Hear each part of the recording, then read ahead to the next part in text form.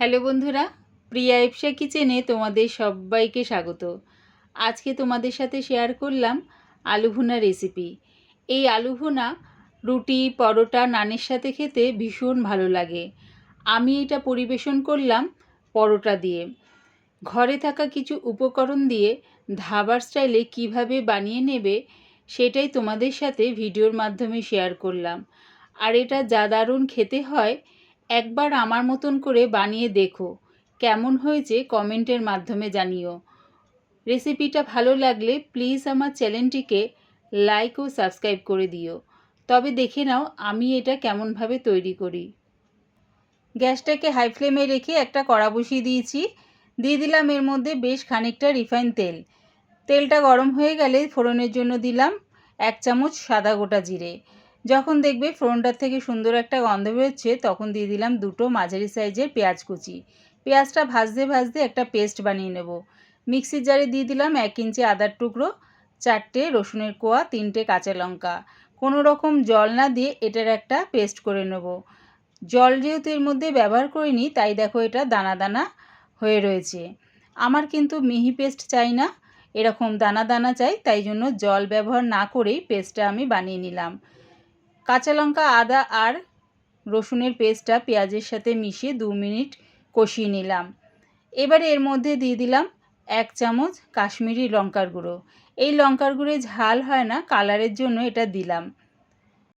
লঙ্কার গুঁড়োটা দিয়ে আরও 1 মিনিট কষিয়ে নিয়েছি।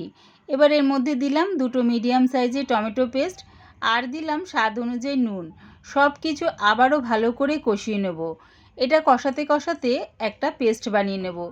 একটা বাটির মধ্যে জল ঝরানো টক দই নিয়েছি 3 চামচ। দিলাম এর মধ্যে 1 চামচ জিরের গুঁড়ো, 1 চামচ ধনের গুঁড়ো, হাফ চামচ হলুদ গুঁড়ো আর দিলাম 1 চামচ গরম মশলা গুঁড়ো। 1 চামচ কাসুরি মেথি হাতের তালুর মধ্যে রগড়ে দিয়ে দিলাম হাফ চামচ চিনি। সব কিছু ভালো করে মিশিয়ে নেব। যেহেতু এর মধ্যে টমেটো আর টক দই ব্যবহার করেছি তাই টক ভাবটাকে ব্যালেন্স করার জন্য দিয়ে দিলাম হাফ চামচ চিনি। এদিকে দেখো মশলাটা খুব সুন্দরভাবে কষানো হয়ে গেছে। আর টক দইয়ের মধ্যে যে গুঁড়ো মশলাগুলো মিশিয়েছিলাম সেটা এর মধ্যে দিয়ে দিলাম। দিয়ে আরও ভালো করে কষিয়ে নিচ্ছি। দিলাম মশলা ধোয়ার জলটা দিয়ে আবারও ভালো করে কষিয়ে নেব। এবারে গ্যাসটাকে মিডিয়ামে রেখে চাপা দিয়ে এটা কষতে দিলাম। এদিকে একটা কড়া বসিয়ে এর মধ্যে দিয়ে দিলাম 2 চামচ বাটার। একটা মাঝারি সাইজের ক্যাপসিকাম এরকম সরু লম্বা করে কুচিয়ে নিয়েছি। একটা বড় সাইজের পেঁয়াজ, সেটাও দেখো এরকম সরু করে লম্বা করে কুচিয়ে নিয়েছি। 2টো বড় সাইজের আলু সেদ্ধ করে এরকম ছোট ছোট টুকরো করে কেটে নিয়েছি।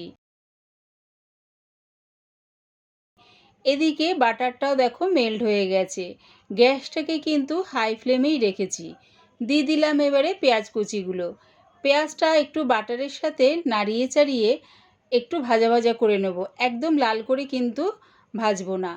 একটু নাড়িয়ে চাড়িয়ে দিয়ে দিলাম ক্যাপসিকাম কুচি। ক্যাপসিকাম কুচিটা দিয়ে পেঁয়াজের সাথে একটু নাড়িয়ে চাড়িয়ে নিচ্ছি। এবারে দিয়ে দিচ্ছি আলুর টুকরোগুলো। আলুর টুকরোটা দিয়ে সব কিছুর সাথে গ্যাসটাকে হাই ফ্লেমে রেখেই কিন্তু এগুলো একটু ভাজা ভাজা করে নিলাম। এদিকে আমার মশলাটাও সুন্দর করে কষানো হয়ে গেছে, তবে চাপা খুলে 2-3 বার আমি মাঝে নাড়িয়ে নিয়েছিলাম। এবারে দিয়ে দিলাম আলু, ক্যাপসিকাম আর পেঁয়াজ যেটা বাটারের মধ্যে একটু ভাজা ভাজা করে নিয়েছিলাম সেটা দিয়ে মশলার সাথে ভালো করে মিশিয়ে নিলাম। দিলাম এর মধ্যে হাফ কাপের মতন জল আর দিচ্ছি 1 মুঠ ধনেপাতা কুচি। সব কিছু ভালো করে মিশিয়ে নিয়ে গ্যাসটাকে একদম লোতে করে চাপা দিয়ে এটা হতে দিলাম। প্রায় 10 মিনিটের পর চাপাটা খুলে দেখে নিচ্ছি। তবে গ্যাসটাকে লোতে করে চাপা দিয়ে এটা করলে কি হবে, মশলার স্বাদ আর গন্ধ দুটোই আলুর মধ্যে খুব সুন্দরভাবে ঢুকে যাবে। রেডি হয়ে গেছে আমার আলু ভুনা।